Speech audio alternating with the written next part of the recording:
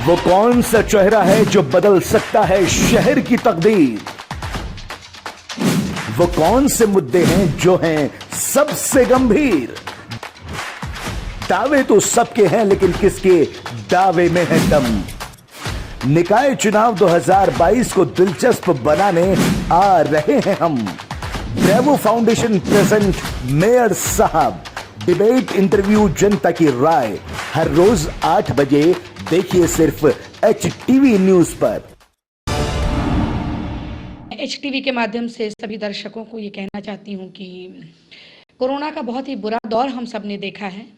बहुत लोगों ने अपनों को खोया है और कोई ऐसा नहीं है जिसके अपने मित्र या कोई भी हित या दूर दराज के जो भी जानने पहचानने वाले लोगों को किसी ने नहीं खोया हो। शायद ही वैसा कोई परिवार बचा है।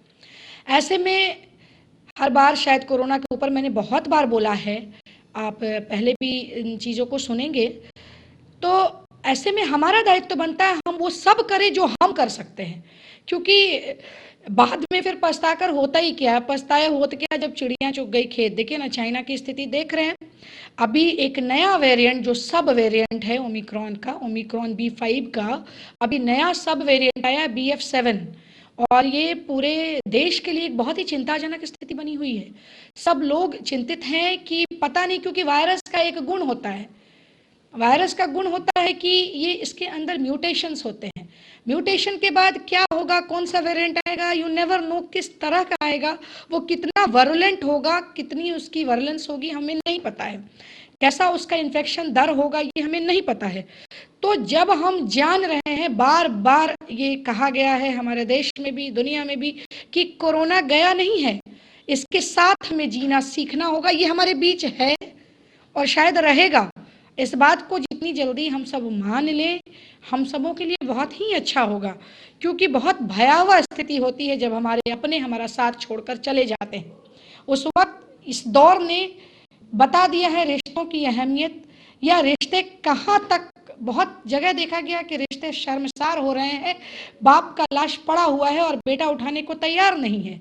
तो समझिए ना, वैसी स्थिति ना आए हमारे देश में दोबारा, क्योंकि बहुत बहुत बहुत खतरनाक कंडीशन हो जाता है। तो ऐसे में अगर हम प्रिकॉशन लेते हैं तो बहुत अच्छा होगा। अभी कुछ केसेस इंडिया में पाए गए हैं, जैसा कुछ दिल्ली में रिपोर्टेड हुआ, 4 केस शायद मैंने कहीं पढ़ा था, कुछ गुजरात में 3-4 केस मिला है, एक ओडिशा में भी मिला है। तो ऐसे में अभी तक यही कहा जा रहा है कि इसका इन्फेक्शन दर जो है 10 to 18.6 है। मतलब अगर एक इन्फेक्टेड व्यक्ति होता है तो 10 से 18.6 लोगों को इन्फेक्ट कर सकता है। तो समझिए इसकी इन्फेक्टिविटी रेट है अच्छी खासी है, कम नहीं इसको मानेंगे कि एक आदमी इन्फेक्टेड हुआ 10 को 18 को इन्फेक्ट कर दिया, ये बहुत बड़ा बात होता है। तो और फिर वो 18 आदमी होगा तो सोचिए कितना को करेगा, तो इसका समझिए कि कितना ज़्यादा बढ़ता जाएगा। तो वैसी स्थिति में हम जान रहे हैं, ठीक है, ये कितना हानिकारक है, कितना भयावह है, कितना जानलेवा है, ये अभी तक रिपोर्ट नहीं हुआ है, क्योंकि किसी की जान नहीं गई है।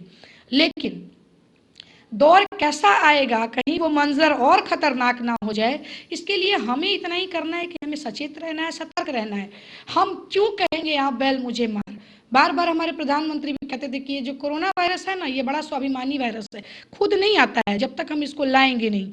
तो हमें क्या करना है, हमें खुद को सतर्क रखना है, सचेत रखना है। मास्क लगाइए, मास्क को नहीं छोड़ना है। This has become a part of your life. इसको जितनी जल्दी मान लीजिए। वो केवल कोरोना से क्यों बचाता है, डस्ट है, पॉल्यूशन है, सब कुछ है, सबसे बचाता ही बचाता है। तो इसको ज़िंदगी का एक हिस्सा मान ले। अपने जीवन के साथ मास्क को हमेशा लेके चलें, और साफ सफाई, हाइजीन, सैनिटाइजर, ये सब तो अपनी जगह पर है ही। इन चीज़ों से तो परहेज कभी भी नहीं करना, ये सब तो हमेशा रहेगा लाइफ में। तो जीवन का एक हिस्सा इसको बनाना पड़ेगा।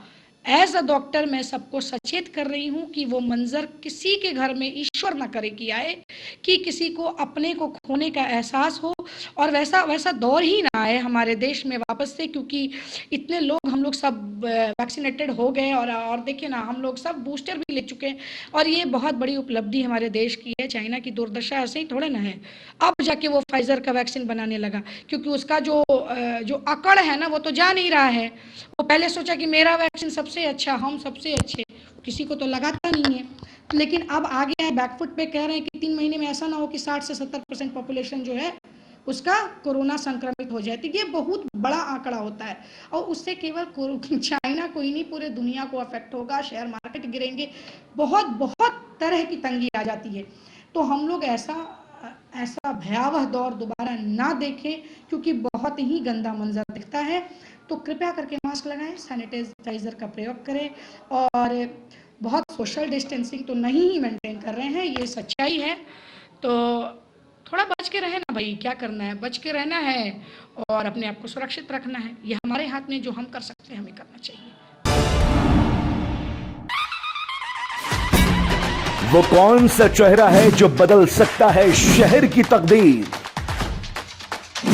वो कौन से मुद्दे हैं जो हैं सबसे गंभीर? दावे तो सबके हैं, लेकिन किसके दावे में है दम? निकाय चुनाव 2022 को दिलचस्प बनाने आ रहे हैं हम। ब्रेवो फाउंडेशन प्रेजेंट मेयर साहब डिबेट, इंटरव्यू, जनता की राय, हर रोज 8 बजे देखिए सिर्फ HTV न्यूज पर।